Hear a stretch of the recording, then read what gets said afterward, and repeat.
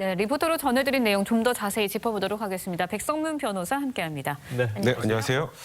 자, 이런 내용을 또 이렇게 전해드리게 됐습니다. 네. 이 전자발찌를 끊고 도주한 뒤 여성 2명을 살해했습니다. 그리고 내가 사람을 죽였다면서 자수까지 했는데 행적이 조금씩 드러나고 네. 있습니다.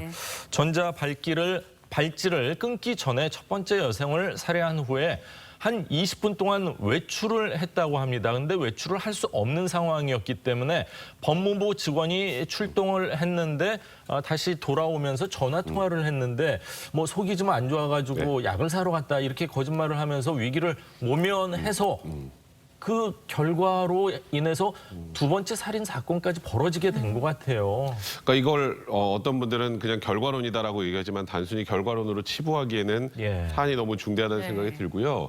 일단 이 강모 씨 같은 경우 밤 11시부터 새벽 4시까지는 심야 외출 제한이 걸려 있습니다. 근데 이게 최초가 아니에요. 6월 1일 날 한 번 그때는 내비게이션이 제대로 작동하지 않아서 집에 늦었다. 근데 그것도 그냥 전화하고 그 위에 별 문제 없이 넘어갔죠. 어찌 보면 강모 씨에게 학습 효과를 하나 준 거나 마찬가지입니다. 그런데 별 문제 없구나. 그냥 집에만 들어와 있으면 별 문제 없구나.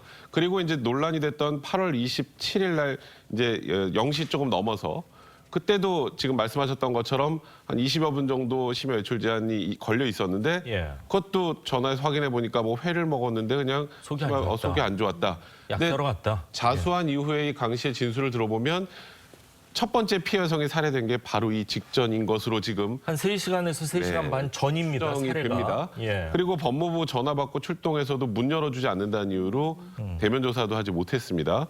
이제 이런 여러 가지 과정을 다 종합해 본다면 조금 적극적으로 법무부 측에서 대응을 했더라면 그러니까 이 최소한 두 번째 살인을 막을 수 있지 않았을까라는 아쉬움이 분명히 드는 거고 문제는 이 사람이 전과 14범이고요. 대부분 강력범죄고 실형 선고가 8번입니다. 그렇다면 재범 위험성이 굉장히 높다라고 볼 수 있을 텐데 이에 대해서 관리가 적절했는가에 대해서는 분명히 의문이 남습니다. 네, 아쉬운 점들이 한둘이 아닌 것 같은데 강 씨가 이제 첫 번째 사진을 저지른 뒤 도주한 27일부터 다음 날까지 경찰이 5번이나 걸쳐서 강 씨의 집을 찾았는데요. 하지만 이제 영장이 없어서 내부를 수색하지 못했다는 점도 일각에서 논란이 되고 있습니다. 전문가의 이야기 듣고 이야기 이어가겠습니다.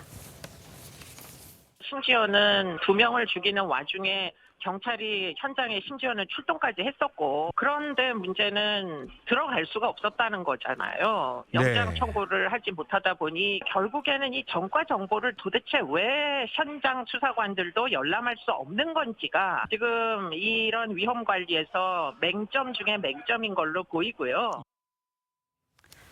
네, 앞서서도 뭐 들으셨지만 경찰이 이제 현장에 있는 경찰이 왜 수색영장이 없어서 집을 못 들어갔는지도 참 의문이고요. 그리고 또 이제 전과 조회를 하지 못했다는 것도 이게 진짜 말이 되는 얘기인가 이런 생각이 들거든요. 그러니까 경찰은 이제 법무부로부터 이제 검거 관련된 그 공조 요청만 받아서 전과 조회를 하지 않았다라고 얘기를 하고 있는데 일단 잡는 게 우선이었다. 경찰은 이렇게 해명하더라고요. 그런데 이제 형의 실효 등에 관한 법률에 보면 전과 조회를 할 수 있는 법적 근거도 있습니다. 그러니까 이 부분은 경찰 입장에서 물론 법무부에서 자세하게 알려주지 않아서 그랬다고 항변하고 있습니다만 소극적 대응을 했다라는 거는 그건 충분히 저희가 지적할 만한 부분이고 만약에 전과 조회를 했다면 제가 조금 전에 말씀드렸던 것처럼 전과 14범에 8번 실형 선고라면 굉장히 위험 상황이라고 충분히 경찰도 인지할 수 있었을 텐데 그건 뭐 제대로 인지하지 않고 경찰이 그러니까 제대로 대응하지 못했다는 건 충분히 말씀드릴 수 있는 것 같고요.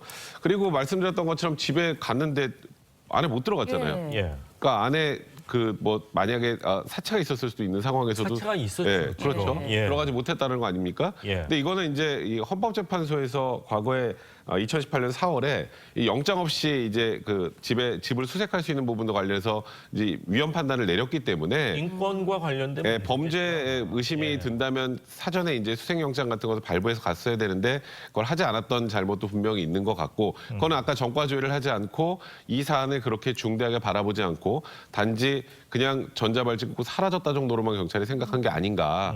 근데 그러다 보니까 법무부 그리고 경찰 역시 대응이 너무 안일했다는 비판을 받고 있는 겁니다. 그렇군요. 집중 관리 대상이라고 보여지는데 신상 정보 공개는 안 됐는데 이 성범죄자 알림 이 사이트 여기서 볼 수가 없는데 2008년 이전 사건에 대해서는 여기에서 찾아볼 수가 없다면서요? 네, 2008년에 지금 말씀하셨던 것처럼 성범죄자 알림이 사이트에 등록하는 그 제도가 예. 생겼기 때문에 예. 그 이전에 죄를 범한 경우에는 성범죄자 알림이 사이트에 등재가 되지 않습니다. 사실 제가 말씀드렸던 것처럼 굉장히 중대한 전과에다가 예. 그리고 마지막 그 범죄 판단에서도 법원에서도 재범 위험성이 굉장히 크다고 판단을 한 상황이었는데 지금 1대1 관리 대상자도 아니었다. 예. 그러니까 법무부가 지금 그렇게 얘기를 하고 있는데요. 제가 좀 안타까운 건 얼마 전에 우리 조두순 사건 기억하시죠? 예. 조두순 사건에 비해서 지금 이 강모 씨의 재범의 위험도가 그렇게 턱없이 낮지 않습니다. 거의 비슷해요. 네. 그런데 조두순은 언론에서 많이 공개가 되고 알려져서 지금 강모 씨는 우리 모르고 있었잖아요. 네. 그러니까 이런 이유가 아닌가라는 사람들도 있어요. 그러니까 언론을 통해서 국민들이 관심을 많이 가지면 그에 대해서 굉장히 철저하게 관리하고 그게 아니면 지금 그냥 일반 그냥 법무부의 그냥 규칙대로 거의 한 명이 여러 명을 관리하는 정도 수준에 그친다는 예. 그런 얘기들이 나오고 있는 상황이기 때문에 예. 제가 말씀드렸던 것처럼 이 재범의 위험성부터 사회를 보호하는 것도 형사 맞습니다. 사법에 네. 굉장히 중요한 요소인데 예. 그 부분이 부족하지 않았나 이렇게 생각할 수밖에 없는 사건입니다. 네, 예. 이번 사건과 관련해서 법무부 송구하다라는 입장과 함께 재발 방지 대책 마련을 약속했습니다. 직접 들어보시죠. 전자감독 대상자가 끔찍한 범행을 저지른 점에 대해서 국민 여러분께 송구한 마음을 표합니다. 전자감독 제도는 그동안 끊임없이 개선되고 발전돼 왔습니다만 아직 물적, 인적 한계가 여전합니다. 전자장치의 견고성 개선 등 훼손 방지 대책을 마련하겠습니다. 다음으로 훼손 이후 신속한 검거를 위한 경찰과의 긴밀한 공조 체계를 개선하겠습니다. 네, 뭐 그동안 전자발찌 개선 여러 차례 이루어졌지만 전자발찌 훼손 범행 끊이지 않고 있는 맞습니다. 상황입니다. 올해만 해도 13명이 전자발찌를 훼손한 것으로 알려졌거든요. 하지만 뭐 법무부 뚜렷한 대책, 뭐 또다시 견고한 재질의 뭐 전자발찌를 제작하겠다. 단지 이겁니다. 뭐 사실 전자발찌 좀 더 견고한 재질로 바꾸겠다라는 건 한참 됐습니다. 근데 마음 먹고 끊겠다는 사람을 어떻게 말리겠습니까? 근데 매년 늘어요. 네. 그러니까요. 좀 뭐 이걸 견고한 걸로 바꾼다고 해도 아예 끊기지 않는 재질이 아닌 이상은 예. 그냥 끊을 때 조금 더 힘이 들어가는 정도 수준밖에 되지 않는 거거든요. 과연 이걸 대책이라고 할 수 있을까?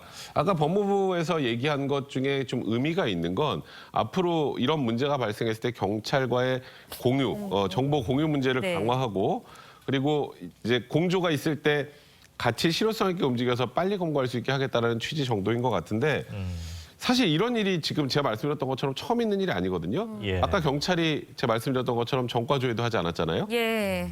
그럼 그 전에는 이런 문제가 터졌어도 그냥 경찰하고 이 정도 수준이면 된다고 판단했던 겁니까? 예. 그러니까 이게 이런 그 대책들이 되려면 굉장히 시스템이 잘 정비가 돼야 되는데 네. 이런 일이 터지면 뒷북으로 어떻게든 지금 상황만 모면하는 것으로만 판단이 될 수 있습니다. 국민들 입장에서는.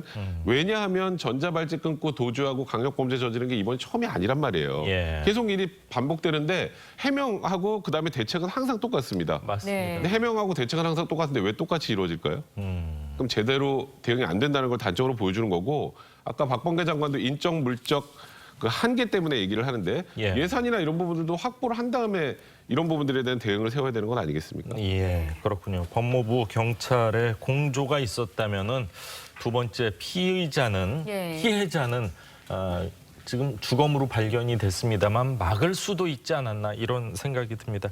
오늘 영장 실질 심사가 벌어진다고 하는데 아마 뭐 구속이 되겠죠. 예, 그럴 것 같습니다. 자, 이런 얘기를 또 전해드리게 돼서 참 안타깝습니다. 자, 백성문 변호사 말씀은 오늘 여기까지 듣겠습니다. 고맙습니다. 고맙습니다.